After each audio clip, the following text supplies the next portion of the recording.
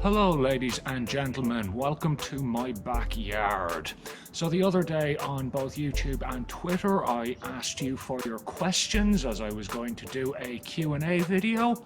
Well, this is the Q&A video, so I guess I'd better answer you. I will start with the great Amanda Zitto. Her YouTube channel is As the Magpie Flies. And she asked, firstly, am I favourite? Of course you are, Amanda, that goes without saying. She also asked, what are the top 3 things that I learned from my adventure with my friend on the Honda VTR 1000? And is there a cross-Australia trip in the future? Well, the 3 things I learned from that trip are: 1, motorcycle camping is awesome. 2, I really wanted to do it again. And I think the most important thing I learned on that trip was the fact that having all the right gear is no match for skill and experience. I'll splice in some footage of the dirt road that myself and my friend Alison, who was on a VTR 1000, went down, and I couldn't keep up with her on a v-strom even though she was on a sports touring bike. The fact of the matter is, she's a much better rider than me, has been doing it a lot longer. And I think that is a very important thing to know with regards to motorcycles. Having an R1 doesn't make you a MotoGP rider. Having a BMW 1200 GS doesn't mean you're going to be some mad adventure touring machine. In the same way that having a Harley doesn't mean that you're some badass who's a member of an outlaw motorcycle gang. In fact, in Australia, having a Harley probably means you're a 55-year-old accountant. Next question is from Ronnie F&D. Boobs or butt? Ronnie, mate, my mum watches these. Next question, the Rider Guider. What are your future plans for life in Australia? I don't really know. I'm one of those people that I don't have my life all planned out. I'm a sort of a go with the flow kind of dude. I have vague plans to move back down south, probably to Melbourne at some point in the future. However, with all of this COVID stuff that's happening, any long-term planning has been put on the back burner. So, watch this space. Oh, phone's locked. Next, from Kieran Dunleavy. Where in Ireland are you from, Paddy? Can't figure out your accent. Good question. I spent most of my life in Ennis, County Clare. However, until aged 8, I lived in Naas, County Kildare. So I have some weird mongrel, half Kildare, half Clare accent. I have a parent from each county as well. So my accent is completely all over the shop. It confuses most people. For anyone who's not from Ireland watching this, the regional variation in Irish accents is quite profound, probably even more so than the UK, and as such most Irish people can figure out roughly where somebody is from just by hearing them speak. I'm a little bit more tricky though because I'm a mongrel. GS 1200 Cork. What's your best home remedy for hemorrhoids? Bear with me. Instead of telling you what the best home remedy is, mate, I'll show you.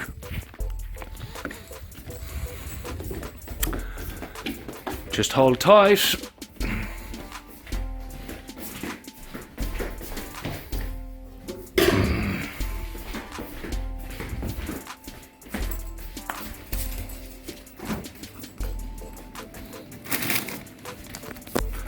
There you go. The best home remedy for hemorrhoids. Okay, next question. Phil O's Garage. Outside of family, which is a given, which aspects of Ireland would you bring to Australia if you were able? Tea. Definitely tea. Australia is a wonderful country and I absolutely love it, but they wouldn't know a good cup of tea if it slapped them in the face here. Ireland has mastered tea. ADV Dad, my question is, which real-life motorcycle do you think looks most like it could be out of a Star Wars movie? It has to be the Yamaha MT-10, doesn't it? Like, if you were able to get one with white fairings, it would look like a stormtrooper. Hippodromes. With the amount of dirty riding and adventures you do, have you thought about getting a more dual sport based bike as a second bike? Yes, I have. However, I can't really justify the financial outlay for a second bike at the moment. I would love a Yamaha XT250 just to go battering around the trails here. However, I can't really justify the expense at the moment. I already have a car and a motorcycle and all of the running costs and rego that is associated with that. Also, my car is about 15 years old now and it's kind of reaching the stage where I'm considering replacing it. So as much as I would love one, it is probably a long way down the list of priorities for now anyway. Maximus asks, why is your v-strom better than, let's say, a Bandit? It just is, mate. Just deal with it. And secondly, how many mice could you fit in your fuel tank? Well, the v-strom does have a pretty capacious fuel tank. It holds 20 litres. As for how many mice I would fit in that 20-litre space, well, like, there's a lot of variables. Like, for example, am I allowed to use a blender? Okay, next question is from Epic Adam Motovlogs. Why should all your subscribers also subscribe to Epic Adam? Oh, just go subscribe to the lad. He is actually quite an entertaining chap. Link in the description. Tell him I sent you. All that stuff. Next, Ghost Rider asks, could you tell us a bit how your MS affects long short rides? Are there things you can't do motorcycle related due to MS sometimes / always? Well, mate, that is a good question. It generally doesn't affect me too much with regards to actually operating a motorcycle safely, except for one key area, is that occasionally I get problems with my optic nerve, which affects my eyesight, obviously, meaning that obviously riding is out of the question there. Thus far, it is always recovered and I'm perfectly capable of safely riding a motorcycle as a result. My eyesight is terrible anyway, so, you know, I'm kind of used to it. Other things, I suppose the main area that MS affects my life is the fact that I have quite bad fatigue a lot of the time. So I do get quite tired and quite pooped out, which means that I have to, I guess, sometimes take it easy, which means I probably don't get out on the bike as often as I'd like to. Otherwise, I have a little bit of weakness in my left side, but still perfectly able to operate a motorcycle safely, as I said.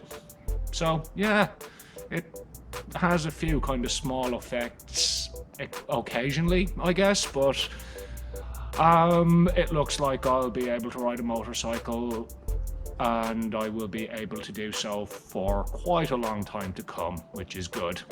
So, you know, fingers crossed. And I think there's one more question. Just let me check my phone here. Is there one I have missed?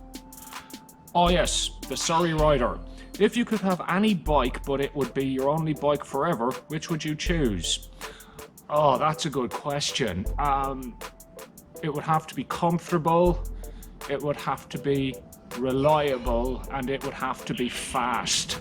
So I guess we're kind of looking at a 1000cc adventure bike kind of class, you know.